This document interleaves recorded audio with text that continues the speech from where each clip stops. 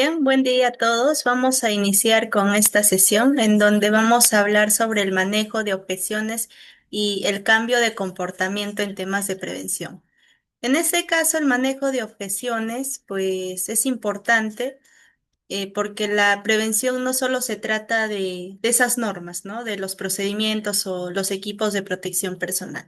Aquí se trata también de las personas, de los trabajadores, de cuáles son esas creencias, esos hábitos, de decisiones también que toman los trabajadores todos los días. Y muchas veces, pues sin darse cuenta, a veces toman acciones incorrectas, ¿no? ¿Y cuántas veces pues hemos escuchado o dicho frases como eso nunca me ha pasado, yo lo hago rápido, eso incomoda usar, ¿no? Los EPPs, o no pasa nada. Entonces, esas pequeñas frases que comúnmente son siempre escuchado, que parecen inofensivas, son en realidad esas objeciones internas, esas barreras mentales que se oponen al cambio y que muchas veces pues impiden que las organizaciones puedan avanzar hacia esa cultura que realmente sea segura para los trabajadores. Por eso, esta sesión vamos a ver cuáles son esas herramientas prácticas, vamos a entender de dónde nacen las objeciones, cómo desactivarlas sin imponer al trabajador y cómo motivar a un cambio real, ¿no? Cómo influir desde el respeto y cómo lograr que ese cambio se mantenga a lo largo del tiempo.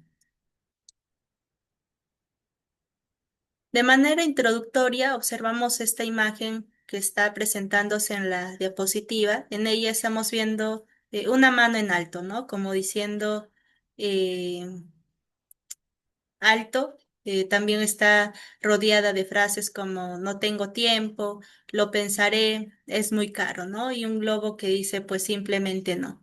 Y esta imagen es comúnmente usada pues en contextos de ventas, donde el cliente aquí plantea sus objeciones antes de tomar una decisión. Pero si lo traemos ya al tema de seguridad y salud en el trabajo, la analogía pues es parecida, ¿no? Cuando o cuántas veces escuchamos esas mismas frases cuando proponemos una conducta segura, una mejora preventiva, una capacitación. Si tienden los trabajadores a decir, eh, o los supervisores, ponte los guantes y los trabajadores responden, ¿no? No tengo tiempo. O avisa cuando veas una situación de riesgo y los trabajadores a veces dicen, lo pensaré o no, simplemente no lo toman en cuenta ellos. Entonces, esas objeciones no solamente se dan en el ámbito de ventas, también aparecen ya en el comportamiento organizacional. Cuando un trabajador pues debe de cambiar una costumbre o adoptar una nueva forma de actuar. Y lo más importante, estas objeciones no son negativas en sí mismas, pero son señales de esa resistencia, de dudas o miedo que hay que tener esa importancia, ese enfoque en esos aspectos. Y si lo sabemos cómo controlar y sabemos escuchar, comprender y gestionar, pues ya se convierten en pruebas y en puentes hacia el camino de la prevención. Bien, vamos a empezar aquí con una pregunta clave, que es una objeción, ¿no? A veces cuando estamos en campo, dando indicaciones relacionadas con la seguridad, no siempre se encuentra una respuesta inmediata de aceptación.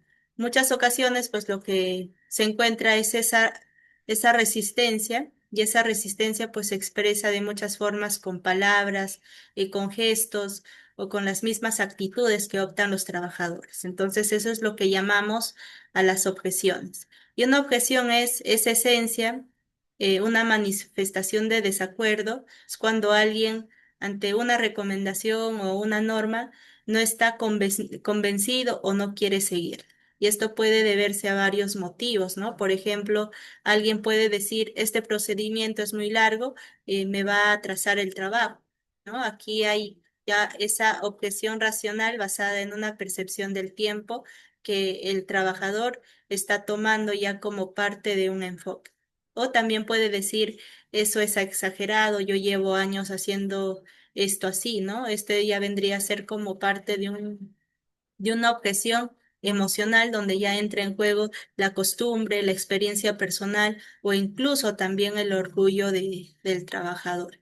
Y es muy importante entender esto, ¿no? Que la objeción no es algo negativo como tal, así algo incorrecto o un enemigo, sino que pues aquí hay que saber cómo eliminar o reprimir esa barrera, ¿no? Y tomarlo más como una oportunidad de mejora, una señal de que el trabajador necesita más información, necesita más contexto e incluso ser más escuchado. Para entenderlo, pensemos en un caso real que pues sucede en muchas empresas, ¿no? Un trabajador que se niega a colocarse el arnés de seguridad al trabajar en altura, que pues es muy importante, ¿no? Y al acercarse al supervisor, a veces responde el trabajador, he trabajado 15 años en esto y nunca me he caído, ¿no? Entonces, en este caso, lo que tenemos ya delante no es un trabajador rebelde, sino es una persona con una historia laboral larga, con confianza en sus capacidades, pero también pues con una percepción de lo que el riesgo es bajo o exagerado. Y si lo abarcamos con imposición, digamos, ¿no? Con órdenes, sin un buen liderazgo, probablemente se cierra aún más el trabajador.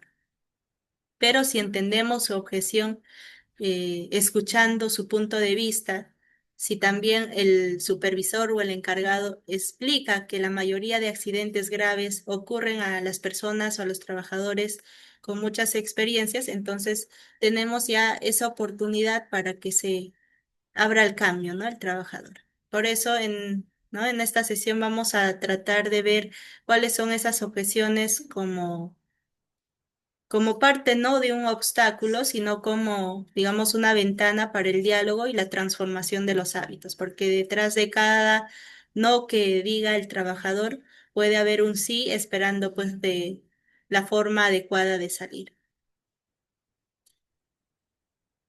Muy bien, ahora que ya comprendemos qué es una objeción, vamos a detenernos en algo fundamental, ¿no? ¿Cuáles son los tipos más comunes de objeciones que enfrentamos en el día a día?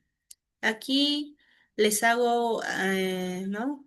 Ver en la diapositiva algunas situaciones reales en donde se muestran, ¿no? Como ejemplo claro de los tipos más frecuentes de objeciones que aparecen en el ámbito laboral. El primero, las objeciones ahí por exigencia previa. Estas son muy comunes en trabajadores con años en el oficio, ¿no? En esas actividades, como hemos mencionado también del trabajador de 15 años, ellos suelen decir cosas como, yo siempre lo he hecho así y jamás me ha pasado nada. Entonces, esta frase parece inofensiva, pero refleja esa mentalidad peligrosa que tiene el trabajador. Y el hecho de que nunca haya ocurrido un accidente no significa, ¿no? Que pues no pueda ocurrir ese accidente.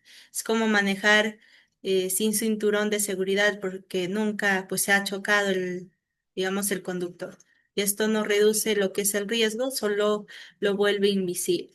Otro tipo muy común es la objeción por comodidad, ¿no? En este caso se escucha frases como ese arnés me incomoda, ese protector me da calor, o ese PP me ajusta, o no va con mi vestimenta. Muchas veces se suele escuchar esas frases. Entonces aquí hay que reconocer algo que en algunos casos también si hay incomodidad, pero esa incomodidad no puede estar por encima de la seguridad personal, ¿no?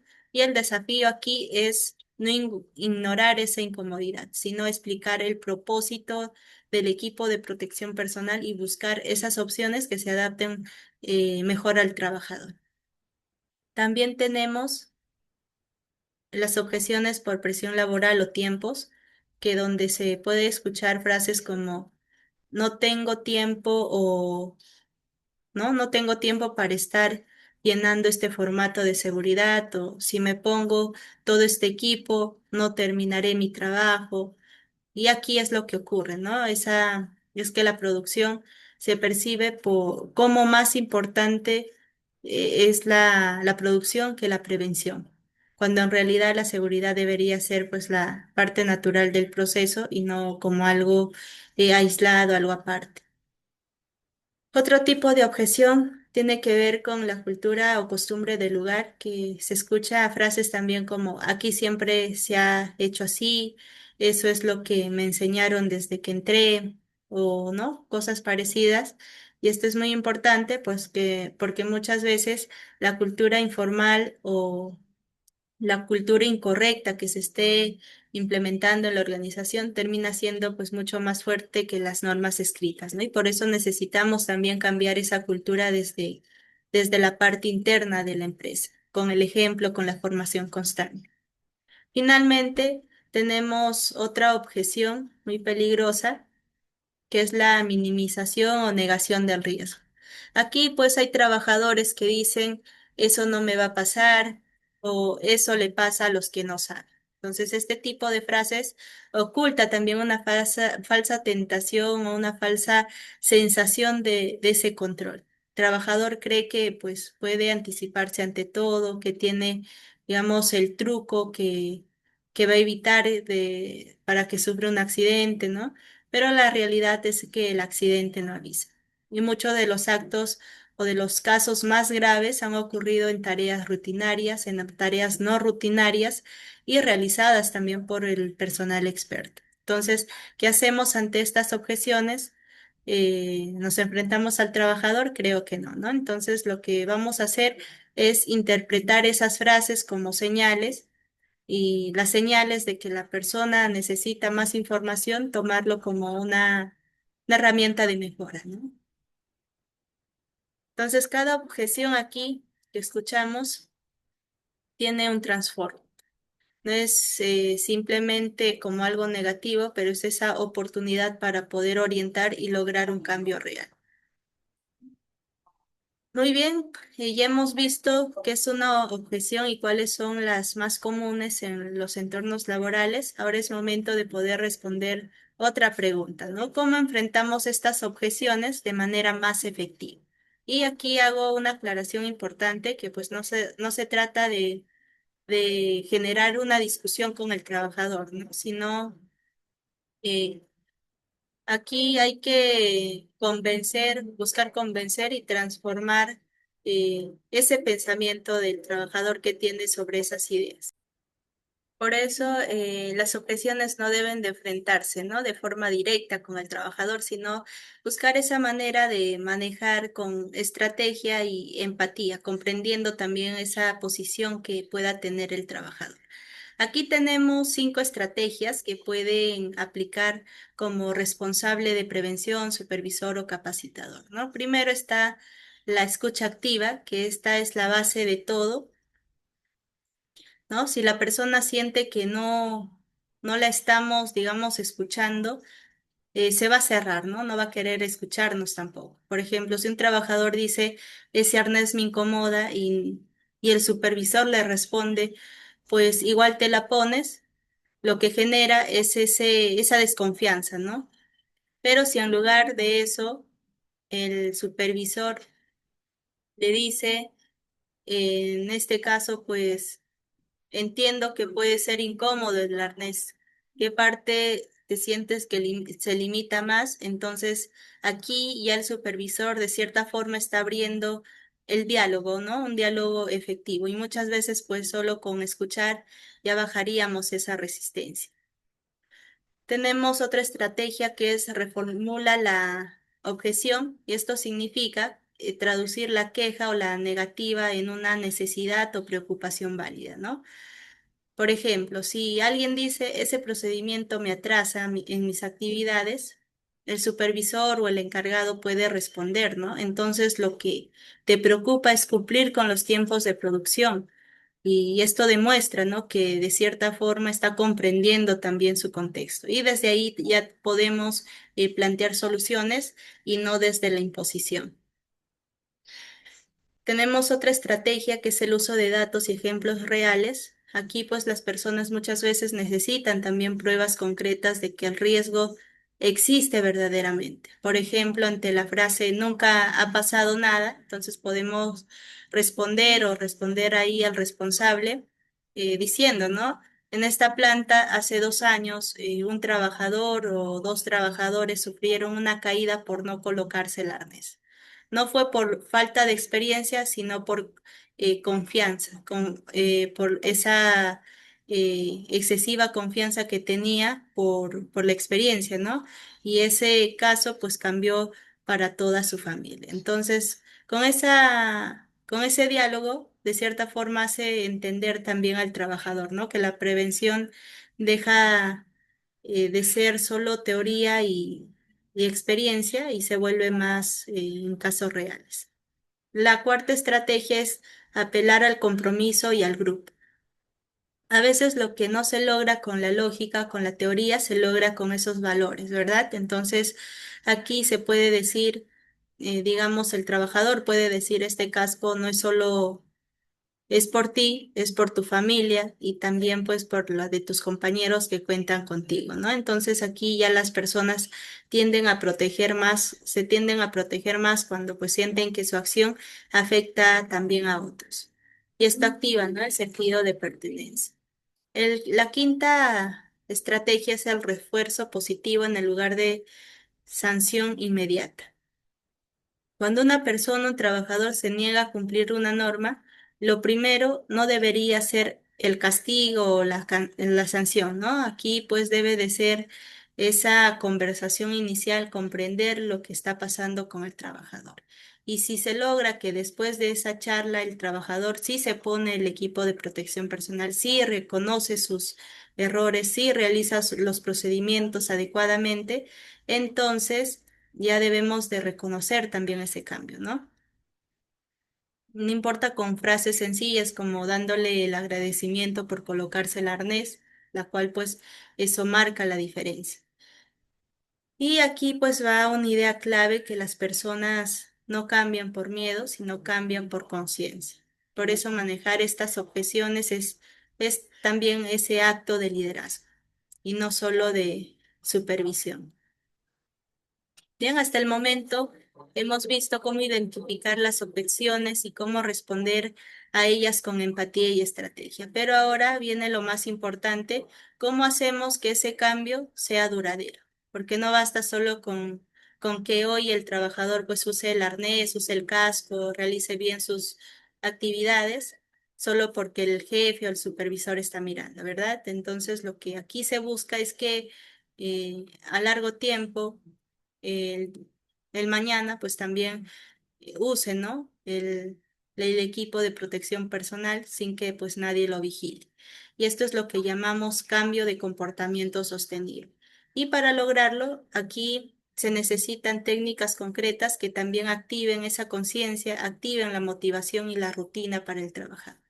Tenemos algunas de las más efectivas que pues se usan tanto en seguridad como en psicología organizacional. El primero es el refuerzo positivo continuo. Aquí cuando alguien pues hace algo bien, no hay que asumir que pues es su obligación y punto, ¿no? Por ejemplo, si un operador empieza a usar el protector facial de manera constante, entonces es bueno reconocerlo, ¿no? Diciendo, te felicito por usar siempre tu equipo, te felicito por no olvidarte de tu casco o no. Entonces eso habla bien de su compromiso. Y el refuerzo positivo aquí no tiene que ser solo económico. A veces una palabra, una pequeña frase, una felicitación en público o una simple mención en una reunión, pues puede tener un gran impacto para esta cultura, este comportamiento. La segunda técnica es el modelado, que es básicamente con ayuda del liderazgo con el ejemplo. Y aquí pues es clave, ¿no? Las personas ven, copian lo que observan. Si un supervisor da charlas de seguridad, pero él mismo pues no usa su casco, no usa sus guantes, no usa sus equipos de protección personal en general, entonces el mensaje ya pierde ese valor. En cambio, cuando el jefe, líder o un operario experimentado cumple las normativas sin excusas, entonces ya está está educando de cierta forma con ese comportamiento. Y el cambio de cultura pues nace desde arriba, ¿no? La tercera técnica es el uso de recordatorios visuales y rutinas. El cambio también necesita esas señales constantes, ¿no? Colocar afiches, colocar señales claras, digamos, colores de advertencia, colocar también los checklists visibles o no otro tipo de herramienta que de cierta forma va a ayudar a reforzar también ese comportamiento seguro. Pero además, si todos los días, pues antes de iniciar la jornada laboral, hay una rutina también de chequeo de los EPPs, poco a poco se fomenta ese hábito. Y la rutina ya convierte el comportamiento en algo natural, en algo habitual en la empresa. La cuarta técnica es la retroalimentación inmediata y específica.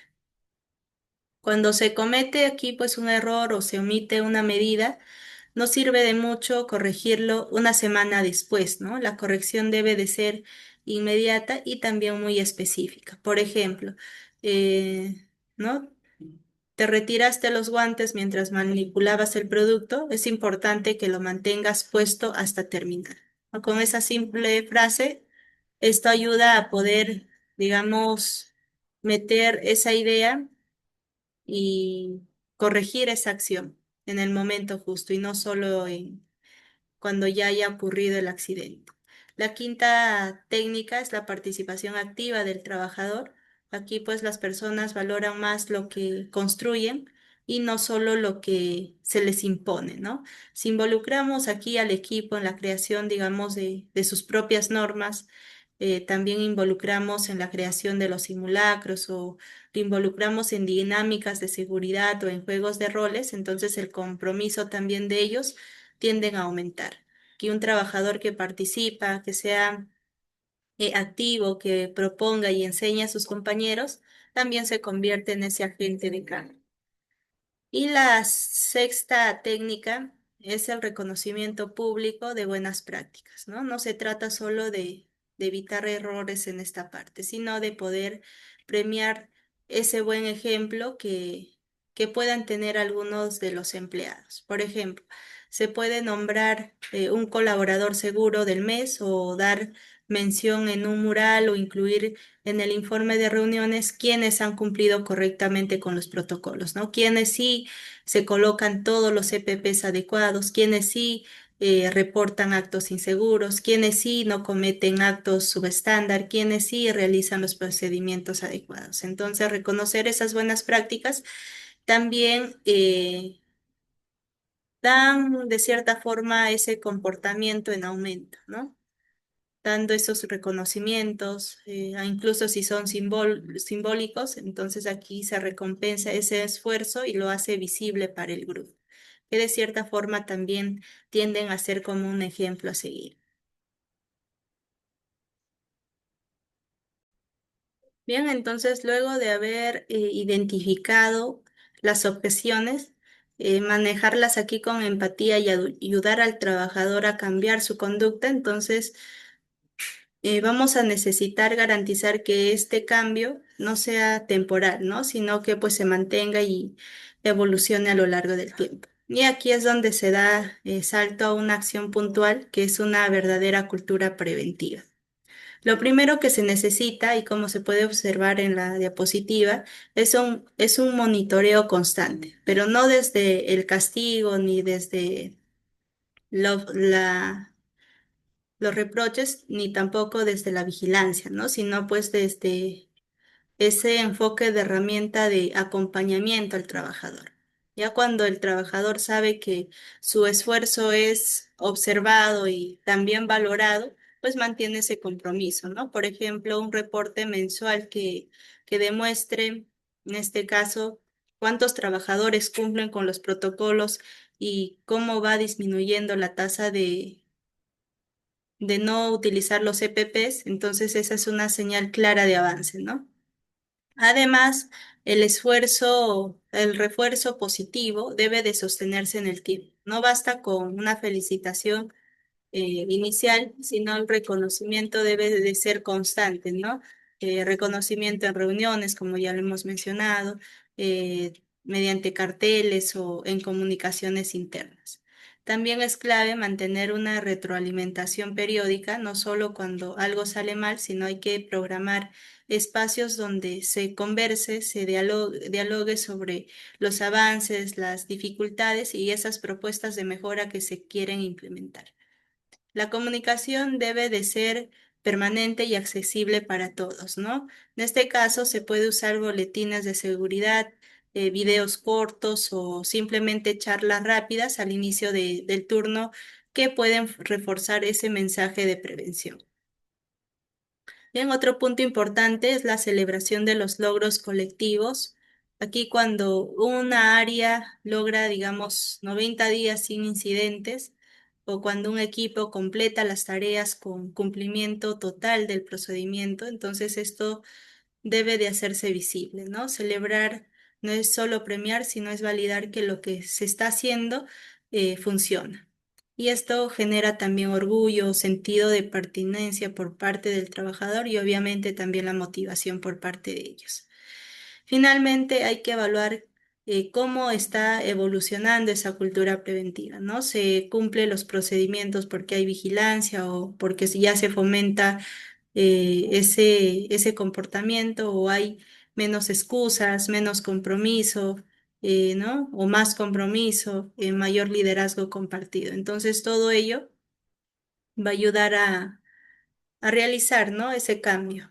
Y entonces ya no va a ser necesario solo recordar todo el tiempo, sino ya mediante esas buenas prácticas se vuelve pues más natural parte del trabajo. En todo este proceso de cambio hay una figura, digamos, clave, que es el líder o capacitador o, en este caso, el supervisor, que va a ser alguien que tiene en sus manos esa posibilidad de poder transformar el comportamiento de una organización entera. Y comenzando, ¿no? Con una persona, un grupo o una rutina.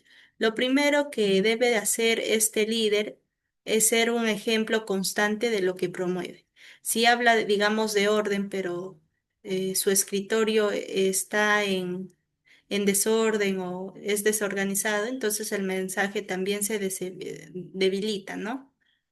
Y si habla de cuidado personal, pero entra a la planta sin protección, sin los EPPs, ¿no? Entonces ahí ya también pierde esa autoridad moral.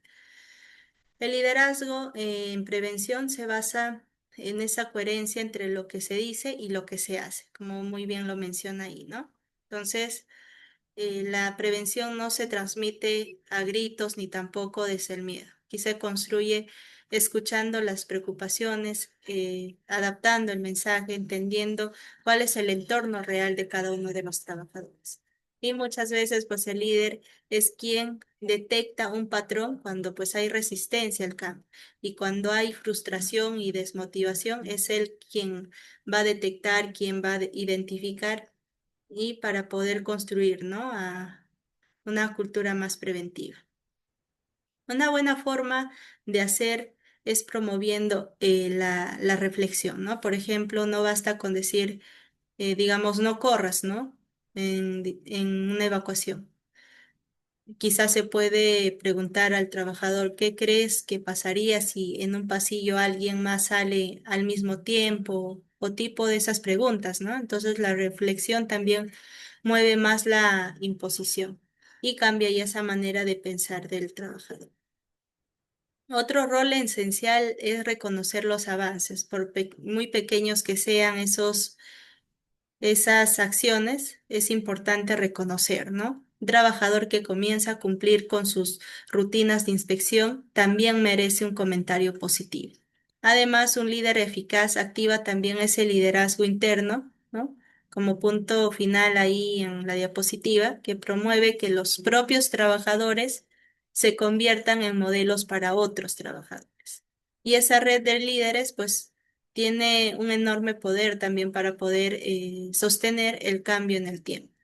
Entonces, ahí como podemos observar, el rol de líder en prevención es esa forma de tomar conciencia, ¿no? De inspirar esa conducta segura y de sembrar una cultura donde pues cuidarse y cuidar a los otros sea parte de su identidad del equipo. Y esa influencia, pues bien aplicada, deja huella también mucho más allá de una capacitación. Ya hemos visto cómo identificar objeciones, cómo gestionarlas, cómo lograr un cambio de comportamiento y qué rol cumple el líder, ¿no? Pero falta aquí otra parte fundamental, cómo sabemos que todo eso está dando resultados. Y para responderlo necesitamos trabajar también con indicadores de éxito, es decir, esas señales claras, señales medibles, observables, que también digan si es que estamos yendo por un buen camino o no, o necesitamos ajustar algo, algún aspecto para mejorar. Tenemos algunos indicadores más conocidos. Primero, la disminución de incidentes y actos inseguros, ¿no? Si antes del proceso se reportaban 8 actos inseguros por semana y ahora solo hay 2, entonces hay una mejora clara, ¿no? Pero ojo, aquí no basta solo con contar esos accidentes. También hay que observar el comportamiento cotidiano del trabajador, ¿no? Lo que no siempre genera eventos visibles, pero sí genera riesgos. Otro indicador es el aumento en el uso correcto y el uso constante de los equipos de protección personal. Y no hablamos solo de si llevan el equipo puesto, sino de si es que lo usan bien, ¿no? Todo el tiempo y en las condiciones adecuadas. Otro indicador es la participación activa en las capacitaciones y en los simulacros, ¿no? Entonces, aquí ya los trabajadores intervienen, hacen preguntas, proponen ideas y toman roles activos en esas capacitaciones o en esos simulacros. Otro indicador es el reporte voluntario de condiciones inseguras. Aquí cuando el trabajador empieza ya a reportar los riesgos sin que se los exijan, entonces es porque ha interiorizado ese valor de prevención, ¿no? Otro indicador es el reconocimiento de buenas prácticas y se puede medir la cantidad, digamos, de colaboradores destacados, también los equipos con 0 actos inseguros o los procesos certificados por cumplimiento preventivo. Y el hecho de que existan ya estos reconocimientos ya es en sí un indicador de madurez del sistema. Otro indicador es las encuestas de percepción y clima de seguridad. Aquí se puede aplicar una encuesta sencilla con preguntas claras, ¿no? Como sientes que tus compañeros valoran la seguridad o te sientes escuchado cuando haces sugerencias de mejora o consideras que se reconocen las buenas prácticas. Entonces, todos esos resultados van a mostrar también cómo es que percibe el trabajador su entorno laboral preventivo. Y el último indicador que estamos visualizando ahí es el compromiso del personal, evaluando pero cualitativamente. ¿Qué quiere decir ello? Pues si a este punto se detecta al observar cosas como, ¿no? Se forman líderes espontáneos, líderes que verdaderamente sepan dar el ejemplo, se corrigen entre ellos sin que lo pida el supervisor o se cumplen los procedimientos aunque no haya control directo. Entonces, si esto ocurre, es porque el cambio ya se está consolidando en la organización. Bien, entonces ahí medir estos indicadores es esa parte del seguimiento que va a garantizar la mejora continua y también esa sostenibilidad de todo lo que se ha trabajado respecto a prevención. Cuando hablamos de cambiar comportamientos en prevención, sabemos que no basta aquí con una charla o una simple orden, ¿no? Las personas, los trabajadores necesitan también esos recordatorios, esas herramientas concretas que les ayuden a incorporar ese nuevo hábito. Y aquí es donde entran en juego las herramientas de apoyo, ¿no? Que pues van a facilitar ese cumplimiento, a reforzar visualmente y emocionalmente todas las ideas que se quieren impartir y instalar, ¿no? Dentro de una cultura preventiva. Por ejemplo, tenemos ahí varias herramientas de apoyo. Las fichas visuales de conducta segura, que son tipo cartillas o láminas que se colocan cerca del área de trabajo y muestran, ¿no? Con imágenes claras cómo debe de realizarse una actividad de manera segura. Entonces, estas fichas eliminan también algún desconocimiento por parte del trabajador que tienden a veces no conocer, ¿no? Y no tienen que adivinar o solo seguir lo que ve. Tenemos también los checklists impresos o digitales, que son parte de formato de verificación que el propio trabajador puede llenar antes de una tarea, ¿no? Por ejemplo, un checklist diario para poder verificar el estado del equipo de protección personal, como el casco, el guantes, los lentes, los zapatos, ¿no? Entonces, ese simple acto de marcar si es que sí está en buenas condiciones o no, entonces activa también esa conciencia preventiva. Otra herramienta es la señalización clara y recordatorios en campo, donde aquí las señales pues no deben de ser solo obligatorias por norma, como hemos ido mencionando, sino también pueden ser parte estratégica, ¿no? Un mensaje como detente y evalúa en una zona crítica puede generar también pausa y reflexión antes de poder actuar. Entonces, otras frases motivadoras aquí que se podrían colocar al ingreso es, y la más eficiente, cuidarte es proteger a tu familia. Entonces, este tipo de frases también, de cierta forma, pues ayudan, ¿no? A generar ese ambiente preventivo. Otra herramienta son videos breves de buenas prácticas. Aquí pues pueden grabarse con los propios trabajadores en situaciones reales, ¿no? Mostrando el antes y el después del cambio. Y este tipo de contenido también pues genera identificación, genera aprendizaje visual y conversación entre pares, ¿no? Entre compañeros. Otra herramienta son los cuadernos o los aplicativos de autoevaluación que se puede entregar una guía con preguntas claves al final del turno, ¿no? Como preguntas que puedan incluir, usé todos mis EPPs correctamente hoy, detecté algún riesgo, lo reporté, o, ¿no? Otro tipo de preguntas. Entonces, esto vendría a serlo parte ya de herramientas pues mucho más modernas, ¿no? Usando en este caso una app que recopile también estas respuestas de forma más ágil.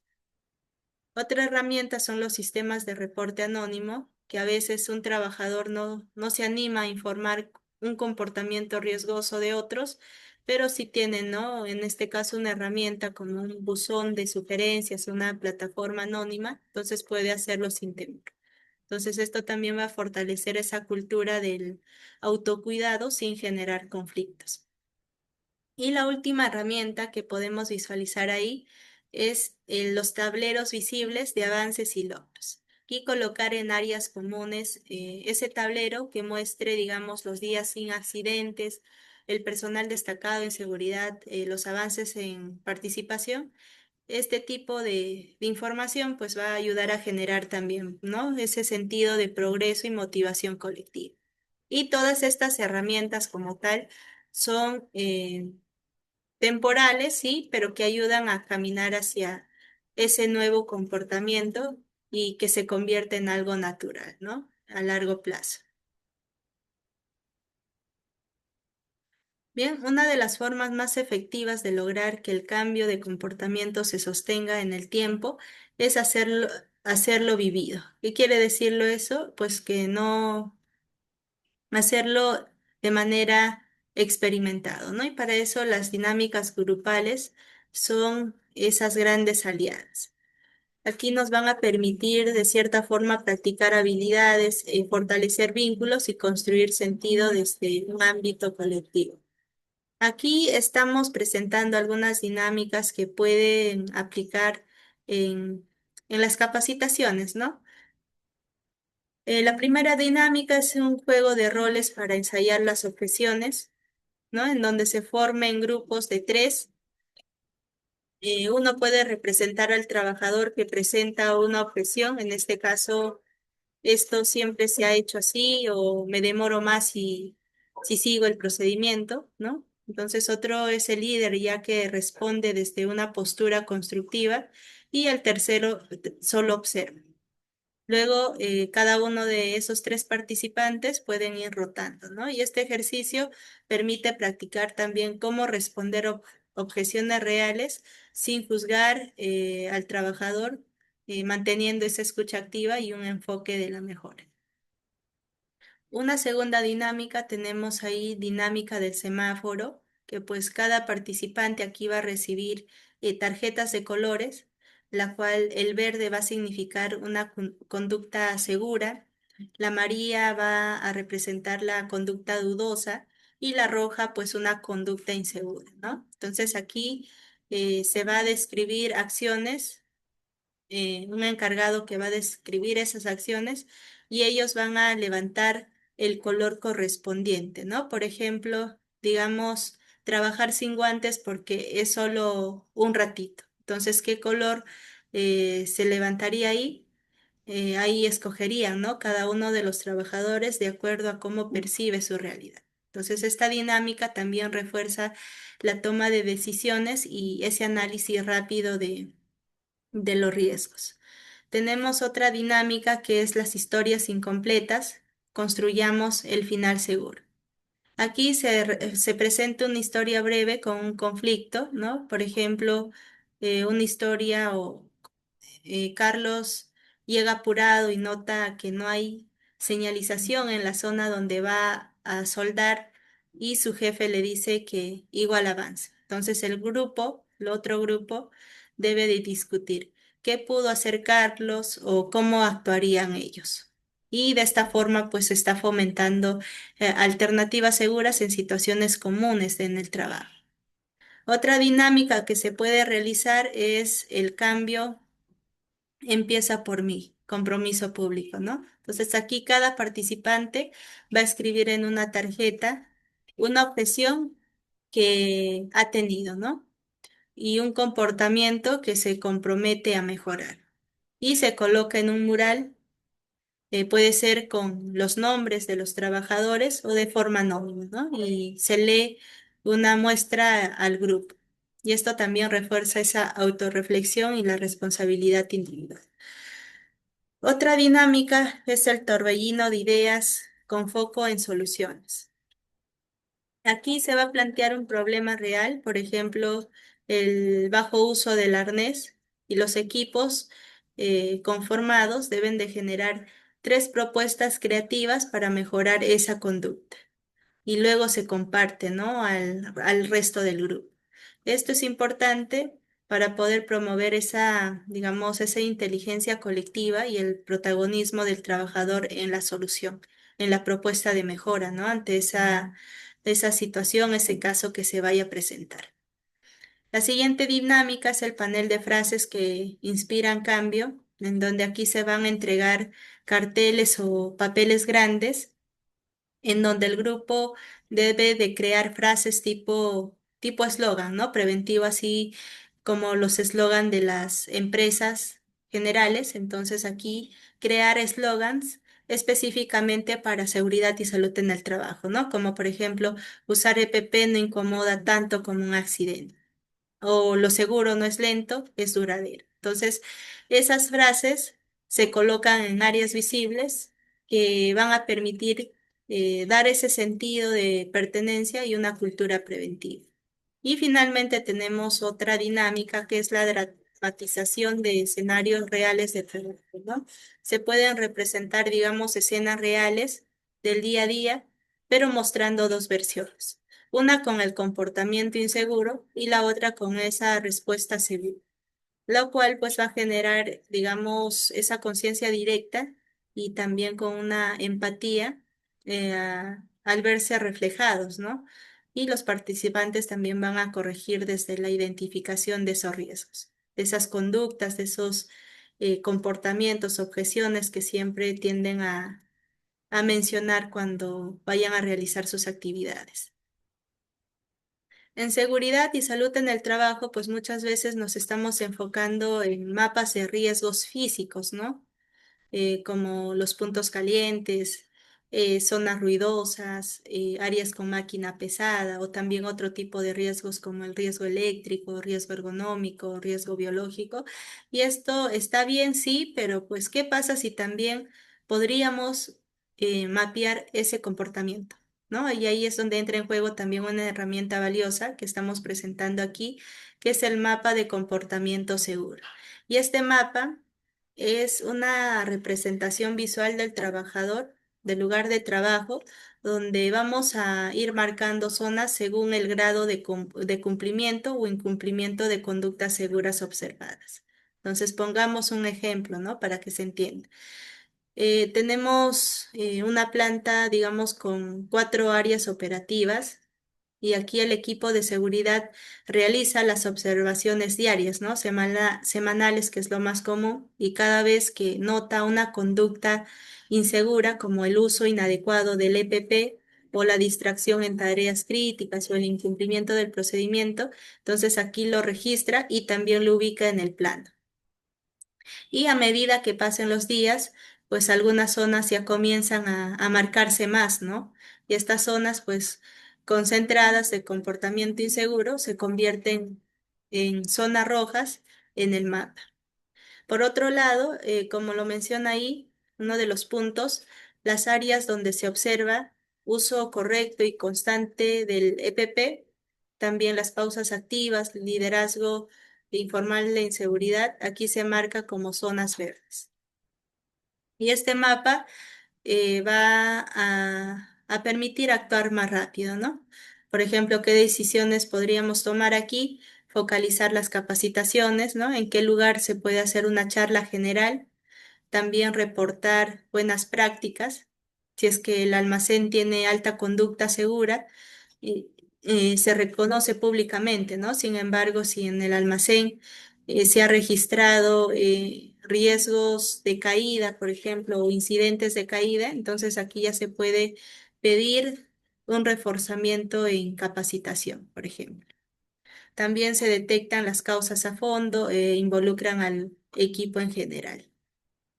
Técnicamente, pues se puede usar un plano impreso, ¿no? O hacerlo también de manera digital con herramientas simples como Excel, PowerPoint o apps de mapeo que, que utilicen ello, ¿no? Entonces, lo importante es aquí no es la herramienta en sí, sino esa lógica que está detrás, lo que nos ha permitido observar, registrar, analizar y mejorar esas conductas, esos comportamientos. Y un comportamiento seguro, pues es ese reflejo del entorno, del buen liderazgo y de la cultura que siempre se está cultivando en la organización. Uno de los grandes desafíos en la prevención es el que se logra cuando se genera ese verdadero cambio, ¿no? Pero a veces al poco tiempo ese cambio tiende a desaparecer. ¿Y por qué ocurre esto? Porque se llama, digamos, la curva del olvido, ¿no? Según la neurociencia, tiene una explicación que se llama así, la curva del olvido. Y esta curva demuestra que tras una capacitación, ¿no? El cerebro tiende a olvidar entre el 50 y el 70% de lo aprendido en solo 24 a 48 horas. Y esto si es que no se refuerza, ¿no? Como ahí lo menciona el primer punto. Y a los 7 días podemos perder hasta el 90% del conocimiento si es que no hubo repetición o no hubo práctica. Entonces, ¿cómo evitamos esto? Aquí ya entra el concepto de reinversión del cambio, ¿no? Es decir, no dar por terminado ese proceso tras una sola charla o una capacitación, sino mantenerlo activo, ¿no? Siempre en el día a día laboral. ¿Cómo logramos esto? Pues, como lo menciona ahí el segundo punto, reforzando las microintervenciones constantes, en este caso, pues breves momentos de refuerzo durante la jornada, ya sea mediante una frase, una pregunta o un dato. Por ejemplo, al inicio del turno, el supervisor podría decir cuál es la conducta segura clave de hoy, ¿no? Entonces, y ahí los trabajadores están haciendo ese recordatorio, están captando más la información. También realizando las señaléticas dinámicas, aquí cambiando frases o carteles cada semana, evita también que el cerebro pues ignore, ¿no? Por repetición. También realizando mensajes breves con carga emocional, haciendo feedbacks inmediatos, creando ¿no? Esa cultura preventiva, reconociendo el momento de la conducta positiva. También celebrando los avances que ya hemos mencionado es parte entonces importante, repitiendo también en este caso la información, involucrando al trabajador en el refuerzo, que pues ellos son los que generan los recordatorios, los mensajes o frases preventivas, ¿no? Y la participación también refuerza esa memoria conductual. Entonces, en resumen, lo que no se refuerza se olvida, ¿no? Entonces, lo que se repite con participación y sentido se transforma también en hábito. Para finalizar esta sesión, tenemos aquí otro punto fundamental que es, digamos, importante, ¿no? Que cada uno mire hacia adentro. Aquí estamos hablando entonces de la autoevaluación final y el plan personal de mejora. Tenemos aquí algunos puntos, ¿no? El primero, ¿qué objeción personal ha tenido frente a las normas de seguridad? Aquí en sí no hay juicios, aquí la idea es identificar esa objeción, ¿no? Alguna excusa, argumento, pensamiento que se haya usado en el ámbito laboral. Por ejemplo, solo es un ratito, ya luego me pondré el casco o las botas, o siempre lo hice así, me incomoda el EPP, no creo que me pase a mí. Entonces, identificar primero la objeción es el primer paso para poder evitar, ¿no? Accidentes, enfermedades. También, ¿qué conducta concreta quiere cambiar o mejorar? Aquí se debe de pensar en algo específico, nada general como ser más cuidadoso. Utilizar ideas más como usar los guantes incluso en tareas breves o no usar celular mientras camino por la planta o corregir con respeto cuando vea algo inseguro. Entonces, elegir aquí una conducta sola pero segura y específica, pues es la más adecuada. También entra en juego algunos otros recursos, como por ejemplo, ¿no? ¿Qué haré para recordarlo y cumplirlo? Aquí vas a solo repasar lo escrito o volver a las capacitaciones, entonces todo ello parte ya de un recordatorio preventivo. Bien, entonces si aquí se puede, ¿no? Se está comprometiendo ya consigo mismo el trabajador, entonces está abriéndose ese cambio, ¿no? A un buen comportamiento seguro y también a evitar esas objeciones que tienden a presentarse en cada situación.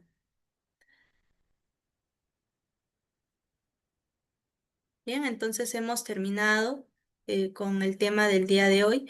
Hemos entendido primero que la objeción no es parte de una rebeldía del trabajador, muchas veces es ese miedo, esa costumbre, esa desinformación o incluso también una búsqueda de protección, ¿no? Entonces, aquí también hemos visto que el cambio de comportamiento no se logra gritando más fuerte, sino conectando más profundo, buscando ponerse en el lugar del trabajador y con pequeñas acciones diarias, con intervenciones inteligentes, dando ese ejemplo constante y con refuerzos que no se olvidan, va a ser parte fundamental de este comportamiento seguro y evitar también las objeciones por parte del trabajador.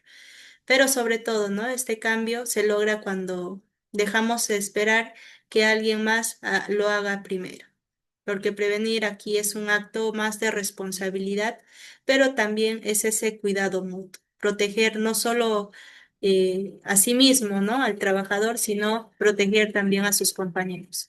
De esta manera, pues no afecta a sus familiares también. Cuidarse en sí es respetarse, ¿no? Recordemos siempre que cuidar a los otros también es ese acto de humanidad. Bien, entonces eso sería todo por la sesión del día de hoy. Muchas gracias y les invito a seguir, ¿no? Viendo algunas otras alternativas para poder evitar esas objeciones por parte del trabajador. que como vimos, al igual que las ventas, ¿no? Las objeciones que tienden a limitarse a realizar una compra, entonces aquí también esas objeciones tienden a aumentar los riesgos laborales. De allí la importancia de poder manejar adecuadamente y saber cómo sobrellevar esas objeciones. Nos vemos en una próxima sesión.